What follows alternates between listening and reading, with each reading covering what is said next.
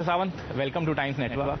Thank you. After some time we meet in Goa at a very happening moment, अभी आप बड़े बड़े international summits जो हैं G20 से लेकर G20 का मुझे ऐसा लगता है कि हर इवेंट गोवा में ही हो रहा है और SCO समिट अभी आप लोगों ने होस्ट किया, बड़े उसमें इंटरनेशनल पार्टिसिपेशन है। कैसा एक्सपीरियंस रहा डॉक्टर सावंत, गोवा के लोगों के लिए उसमें से क्या स्पेसिफिकली आ सकता है, इंटरनेशनल एक्सपोजर के पॉइंट ऑफ व्यू से गोवा के क्या रहा और किस तरह की पार्टनरशिप्स आगे आप देखते हैं इन सब समिट से निकल के आ सकती हैं गोवा के लिए? हमेशा के लिए Goa international different kinds of event, the government हो या प्राइवेट सेक्टर में हो, जाना जाता है और ढेर सारे people also prefer to host the international event in the state of Goa. सबसे पहले मैं ऑनरेबल प्राइम मिनिस्टर का धन्यवाद देता हूं क्योंकि उन्होंने 8 G20 मीटिंग्स होस्ट करने का मौका हमें मिला और उसमें से 5 मीटिंग अब तो हो चुकी हैं। Specially with ministerial meetings of the tourism group, इसकी मीटिंग रही, फाइनेंस की मीटिंग रही, ऑडिट की मीटिंग रही, इस तरह की डिफरेंट काइंड्स ऑफ मीटिंग हमने यहाँ पे होस्ट किए हैं और मुझे लगता है कि for this type of it is an good experience for the state of Goa. G20 हमारी जो सेक्रेटरीट थे इनके लिए यानी गवर्नमेंट ऑफ इंडिया की G20 सेक्रेटरीट के साथ डिस्कशन करना और स्पेशली जो टूरिज्म मिनिस्टर्स और उनके जो बाकी सभी डेलीगेट्स आते थे इनके साथ में डिफरेंट प्रैक्टिसेस, वहाँ पे किस तरह से टूरिज्म के प्रैक्टिसेस रहते हैं, इस तरह के सभी शेयर करने के लिए मुझे लगता है कि बहुत अच्छा एक्सपीरियंस रहा हमारे पूरे स्टाफ का। Even though for the ministers those were involve in this meeting, even though and जब हम प्राइवेट सेक्टर्स में होटल्स हो या बाकी जगह जहां जहां पे G20 के सभी डेलीगेट्स गए उनके लिए भी बहुत अच्छा एक्सपीरियंस रहा। तो मैंने ठीक ही कहा डॉक्टर साहब, मैंने फिगर्स नहीं पढ़ी थी, फिगर्स आपको याद हैं कि ऐसा लग रहा है कि पूरा G20 आप ही करवा रहे हैं गोवा में। 8 मीटिंग्स अगर गोवा में हो रही हैं G20 की, तो ऐसा लग रहा है कि G20 गोवा ही होस्ट कर रहा है। जी हाँ, वैसे इसीलिए तो मैं बोला कि कंटिन्यूसली इस तरह के मीटिंग्स होस्ट करना ये गोवा के लिए बहुत ही बड़ी बात थी और इस तरह के एक तरह से पूरा गोवा G20 में हो चुका था। यानी आप पेंजिम सिटी देखो, एयरपोर्ट देखो, दोनों एयरपोर्ट जहां से आ रहे थे सभी जगह पे डिफरेंट कंट्रीज के फ्लैग दिख रहे हैं। एक पूरा वातावरण गोवा में जो है G20 में करके छोड़ रखा था हमने और उसकी बहुत ही अच्छी प्रिपरेशन स्टेट गवर्नमेंट की तरफ से हमने की थी। इसीलिए 2 बार हमारे टूरिज्म मिनिस्टर जी किशन रेड्डी जी ने, उन्होंने भी गोवा की बड़ी तारीफ की। इवन द फॉरेन मिनिस्टर जय किशन जी ने भी इसका गोवा के जो मीटिंग होस्ट की उसका भी बड़ी तारीफ की। SCO समिट भी हुआ इस दौरान, उसके बारे में मैं आता हूँ डॉक्टर साहब, उसमें मैं बात करता हूँ। बट मुझे ये बताइए कि G20 में ऑब्वियसली दुनिया के सबसे पावरफुल ग्रुपिंग 20 देशों का एक वो ग्रुपिंग है। उसके जब डेलीगेट्स यहाँ आए तो उनका जो एक्सपीरियंस था, उस एक्सपीरियंस को उन लोगों ने आपके साथ of the record, on the record सब कुछ शेयर किया होगा। कुछ ऐसा लगा आपको उसमें से कि जहां पे गोवा लैकिंग है, हमारा जो इंटरनेशनल डेस्टिनेशन के पॉइंट ऑफ व्यू से गोवा है, उनसे शेयर करके सीख सकते हैं? और कुछ ऐसी चीजें जो आपकी जानकारी में है उस दौरान जब आपने पूरा ऑर्गेनाइज किया, क्योंकि ये सिलसिलेवार इस तरह का एक्सपीरियंस बहुत रेयर होता है, हर दिन नहीं आता है इस तरह का एक्सपीरियंस, तो आपको लगा कि यार ये चीज की हमारे गोवा में कमी है, अभी इसको हमें डेवलप करने की जरूरत है आगे? मैं 2 बात बताऊंगा क्योंकि मुझे उनके साथ में डायरेक्टली मीटिंग में पार्टिसिपेट होने का मौका जो टूरिज्म मिनिस्ट्रियल मीटिंग थी उस मीटिंग में डायरेक्टली मिला। बाकी 1-2-3 मीटिंग में अंदर विद डिनर के लिए था, बाकी उनको 1-2 जगह में डायरेक्टली इनडायरेक्टली मिला था। वहाँ पे हमें बीइंग अ गोवा का tourism as a tourism destination हम अच्छी तरह से पीच कर सके। सस्टेनेबल टूरिज्म के बारे में जब हम बात कर रहे थे तो जो प्रैक्टिसेस उनके यहाँ पे चलते हैं वो प्रैक्टिसेस हम उनसे सीख सके, इस तरह के प्रैक्टिसेस थे।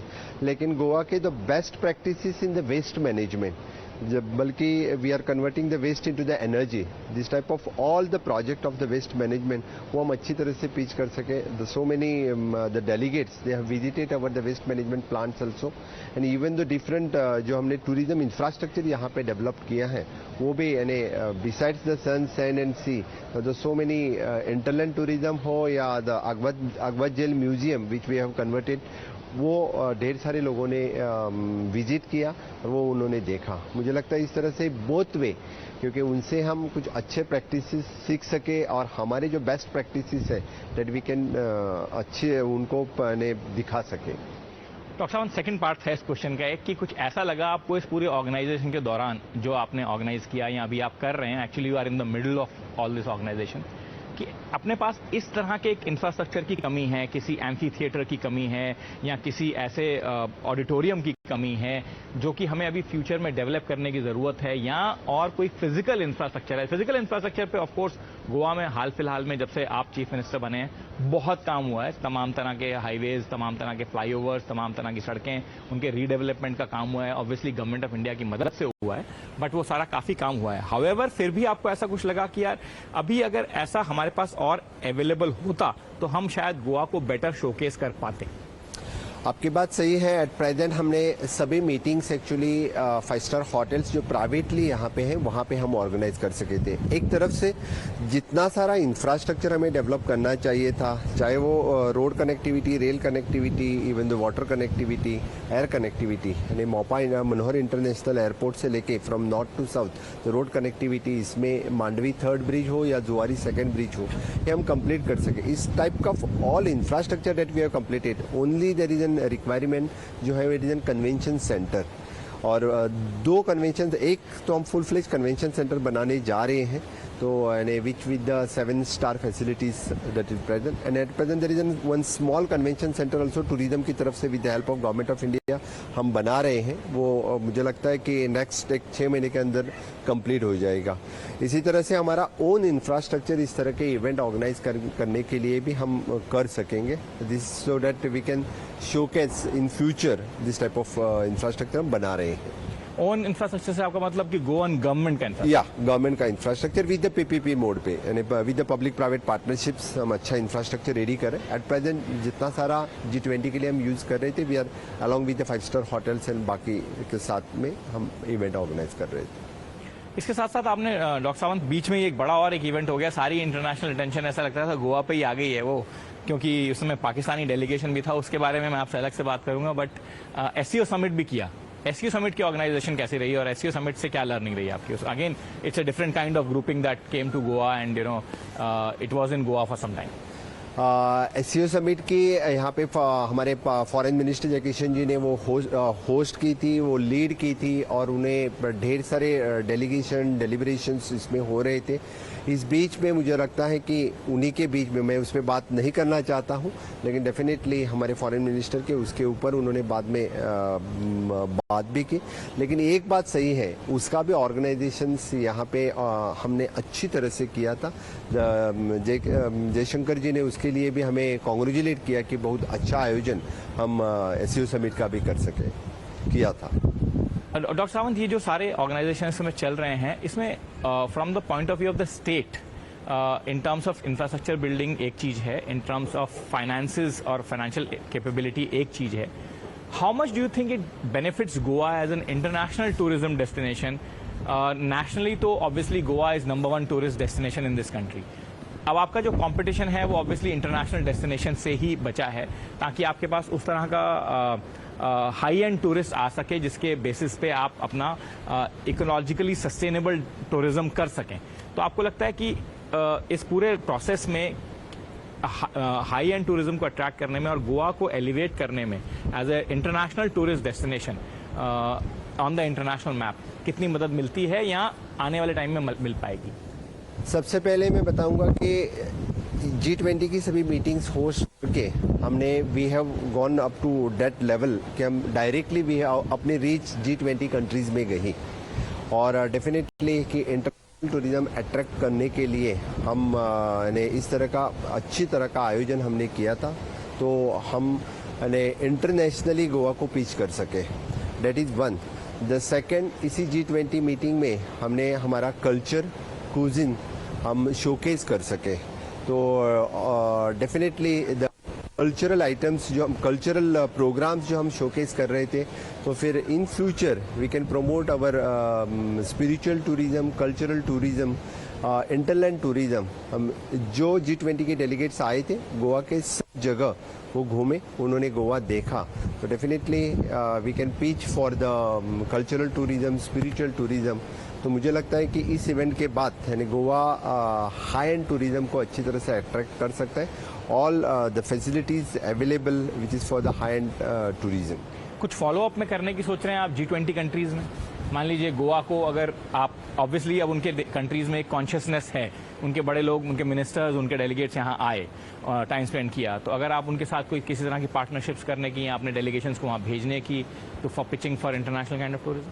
डेफिनेटली हमारे ऑलवेज हमारे टूरिज्म मिनिस्ट्री के थ्रू ऑलवेज हम टाई अप करते हैं डिफरेंट कंट्रीज से जो हमारा टाई अप रहता है टूरिज्म के लिए। तो इस G20 की मीटिंग के बाद भी हमारा फॉलोअप रहेगा। जितने सारे कंट्रीज यहाँ पे आए थे तो उनके साथ टाई अप करके हम किस तरह से टूरिज्म को बढ़ावा दे, इसके लिए हमारा स्टेट काम करेगी in consultation with the government of India.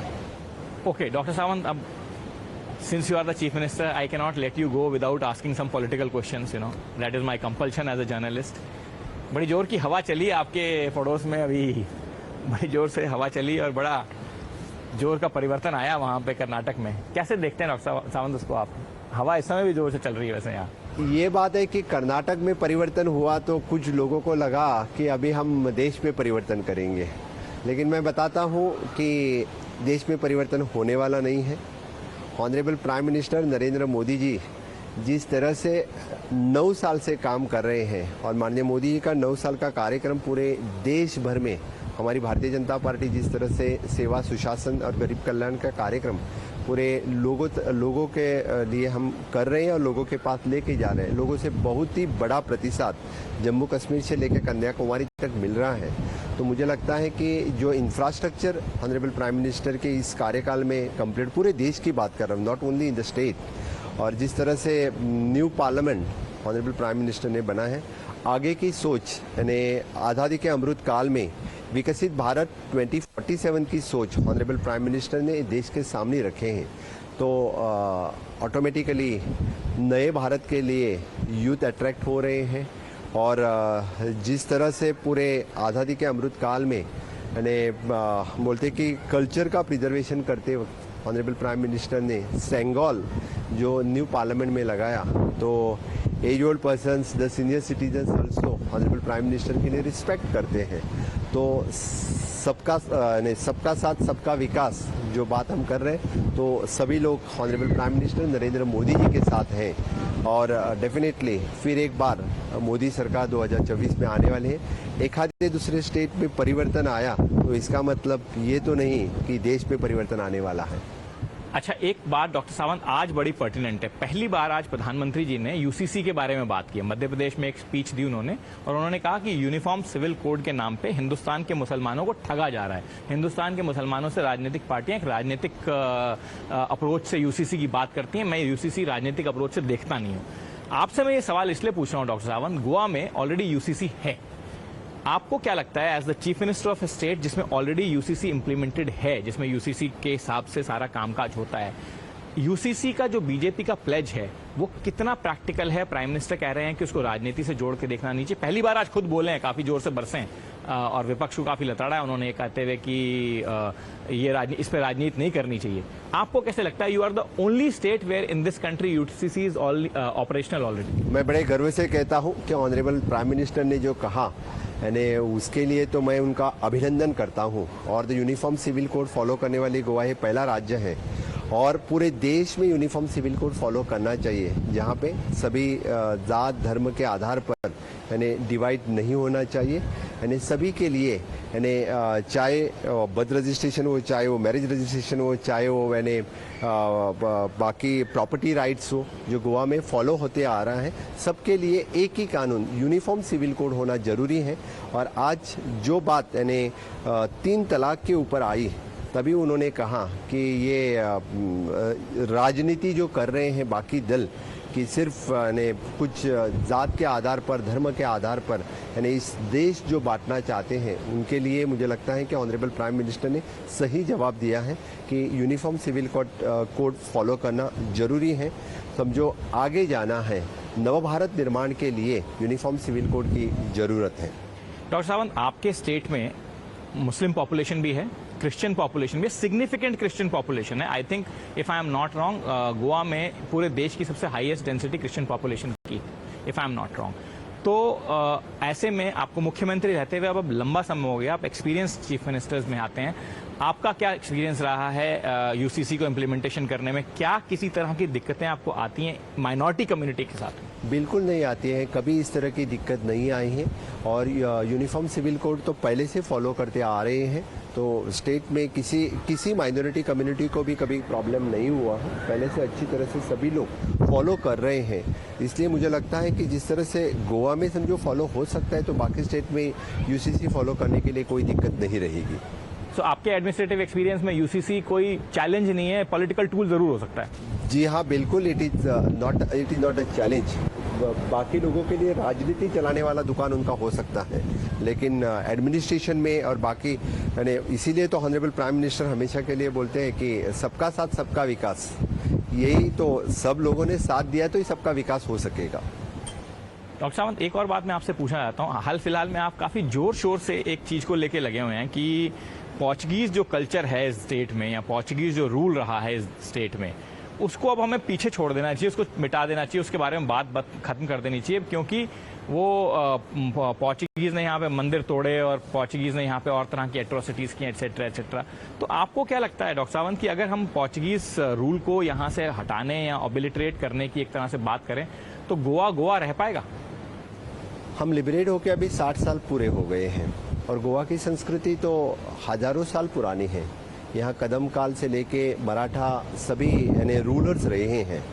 तो मुझे लगता है कि अभी हमारी ओन संस्कृति है वो प्रमोट करना जरूरी है। इसीलिए तो अभी कॉलोनियल माइंडसेट से बाहर आना जरूरी है। इसीलिए तो हमेशा के लिए हम हमारी संस्कृति की बात करते हैं और जो गोवन ओन संस्कृति है वो आगे आनी चाहिए। वही हम संस्कृति लोगों को दिखा सके, द एक्चुअल गोवन संस्कृति, यानी जो टूरिस्ट आते हैं उनके लिए और गोवा के आगे आने वाले न्यू जनरेशन के लिए भी ये संस्कृति रहना उचित है। इसीलिए तो हमने छत्रपति शिवाजी महाराज का सप्तकोटेश्वर मंदिर का पुनर्निर्माण किया। And that we want to show the 350 साल पहले जब मराठा रूलर छत्रपति शिवाजी महाराज गोवा में आए थे, उन्होंने जो मंदिर का पुनर्निर्माण शुरुआत किया था, उन्हीं का रिनोवेशन काम मुझे अभी इस मेरे कार्यकाल में करने का मौका मिला। That I am talking about that only. And आपको नहीं लगता कि गोवा की पॉपुलेशन में इस तरह से अगर हम इस तरह की बात करें तो एक सर्टेन सेक्शन को कहीं ये फीलिंग आ सकती है कि हम सिर्फ पोर्चुगीज रूल को ही हटाना क्यों चाहते हैं? पोर्चुगीज ने बहुत सारी अच्छी चीजें भी दी और एक कम्युनिटी में ये फीलिंग आ सकती है कि शायद उनको टारगेट करने की बात कर रहे हैं। जी हाँ, बिल्कुल नहीं है, वैसा तो मुझे नहीं लगता है, क्योंकि जो कुछ for example they have started with Goa medical college, that is continuing where we are saying no. तो फिर मैं ये बात कर रहा हूँ कि हम हमारी जो सांस्कृतिक धरोहर है वो आगे लेके जाने की बात कर रहे हैं। तो फिर किसी सेक्शन को बुरा लगने की कोई बात नहीं है, क्योंकि उनके लिए हमने कभी बुरा कुछ किया नहीं, तो लगने की बात ही नहीं। डॉक्टर सावंत, बहुत सारे लोग ऐसा कहते हैं, अब ये तो बात कैबिनेट डिसाइड करेगी, लेकिन ऐसी चर्चा है देश में कि इस बार के इलेक्शंस जो है एडवांस हो सकते हैं, अप्रैल मई में ना होके फरवरी में हो सकते हैं जनरल इलेक्शंस। तो बहुत ज़्यादा समय बचा नहीं है जनरल इलेक्शंस में, किसी भी तरह से देख लें, अगर हम जून में आ गए हैं 10 महीने वैसे, या फिर 7-8 महीने की हम बात कर रहे हैं। गोवा में ज़्यादा सीट्स नहीं है लोकसभा की, लेकिन 2 सीटें हैं लोकसभा की। आपको क्या लगता है, आपका 100% कॉन्ट्रीब्यूशन हो पाएगा जनरल इलेक्शन से पहले? मैं आपसे दोबारा बात करूंगा, लेकिन अभी आपको लगता है कि आप अपनी पार्टी का परचम रख पाएंगे ऊंचा, या और लोगों के पास में भी चांस रहेगा? 100% भारतीय जनता पार्टी दोनों सीट इस बार गोवा से जीतेगी, और जैसे कि 100% हम भारतीय जनता पार्टी के दे रहे हैं। और मुझे पूरी उम्मीद है, नॉट ओनली द गोवा, लेकिन बाजू वाले राज्य में कर्नाटक में चाहे वो विधानसभा वहाँ पे कर्नाटक कांग्रेस जीती होगी, पर फिर से एक बार लोकसभा में भारतीय जनता पार्टी वहाँ मेजोरिटी के साथ जीतेगी, मैं कॉन्फिडेंट के साथ कह सकता हूँ। तो कर्नाटक आपके इस बाजू में है, महाराष्ट्र उस बाजू। महाराष्ट्र की बात कर ही दीजिए डॉक्टर साहब, आपकी क्या रीडिंग है महाराष्ट्र? आई लौट ही रहे हैं आप महाराष्ट्र से? बिल्कुल, अभी तो हमारा महाराष्ट्र में युति सरकार है, यानी शिवसेना और भारतीय जनता पार्टी का युति का गवर्नमेंट है, तो डेफिनेटली महाराष्ट्र में तो पूरे मेजोरिटी के साथ भारतीय जनता पार्टी जीतेगी। लोकसभा चुनाव के। लोकसभा चुनाव में तो आपका कहना है कि महाराष्ट्र, गोवा, कर्नाटका सब में भारतीय जनता पार्टी जीत रही है? 100% मेजोरिटी के साथ महाराष्ट्र, कर्नाटका और गोवा में यानी लोकसभा में 2024 में यानी माननीय मोदी जी के नेतृत्व में फिर एक बार यहाँ पे तीनों स्टेट में मेजोरिटी आ जाएगी। डॉक्टर सावंत, मैंने गोवा और G20 से आपसे इस इंटरव्यू की शुरुआत की थी। एक फाइनल क्वेश्चन मैं G20 के बारे में आपसे फिर ये पूछना चाहता हूँ कि कुछ ऐसा इस पूरे पीरियड में आपका एक्सपीरियंस रहा जिसको आपको लगता है कि गोवा में इम्प्लीमेंट करने की ज़रूरत है? G20 के टूरिज्म मिनिस्टर से, डेलीगेट से, इन सब से मिलकर आपको लगा कि कुछ ऐसी चीज़ है जो कि इमीडिएटली फौरी तौर पे आगे ले जा सकते हैं बात को? सस्टेनेबल टूरिज्म के ऊपर हम भर दे सकते हैं। डेफिनेटली द स्टार्टअप इकोसिस्टम के बारे में ज़्यादा भर दे सकते हैं। जो मीटिंग्स रही उनमें मुझे डिस्कशन में लगा कि for this to sustainable tourism और स्टार्टअप इकोसिस्टम हमें और भी ज़्यादा डेवलप करना जरूरी है। और third thing which is in the renewable energy, actually we are very much pushing for the RE यानी इन द सोलार हो, हाइड्रो, बाकी सभी में हम पुश कर रहे हैं। लेकिन डेफिनेटली आगे आने वाले समय में रिन्यूएबल एनर्जी में बहुत बड़ा काम गोवा में होगा। Thank you, Dr. Sawant. Thank you once again for speaking to Times Network. As always, you have been kind. Welcome. Thank you.